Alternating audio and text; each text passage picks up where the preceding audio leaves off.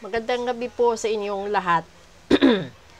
Higit 2 oras na lang po at mag-uumpisa na yon, January 11, 2025. Alam naman po natin na ito yung angel number ng manifestation. Sa lahat po ng makakapanood nito, sa lahat po ng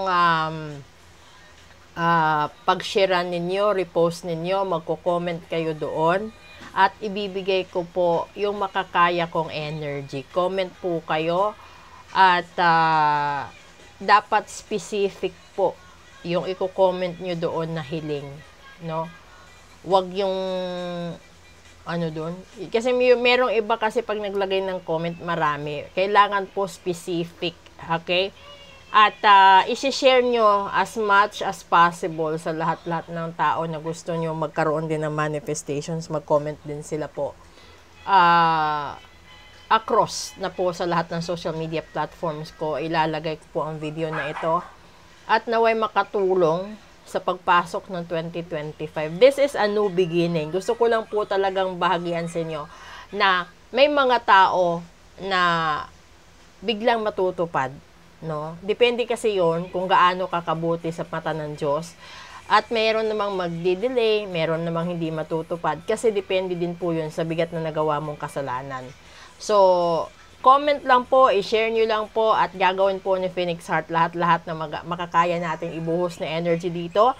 At kung meron man po akong hiling para sa lahat, ito po sana maibsan yung kalamidad para maibsan yung pagbawas ng buhay. At yung madadama yung mga inosente, yung masisira lahat ng pinagpaguran, lahat na ipinundar, yung pangkabuhayan lalong-lalo na po. So, wala naman pong imposible kapag nagtulong-tulong po tayo. Basta maganda lang po ang intensyon natin sa kapwa, sa mga hayop, sa lahat-lahat na gawa ng Diyos, sa lahat-lahat na likha ng Diyos.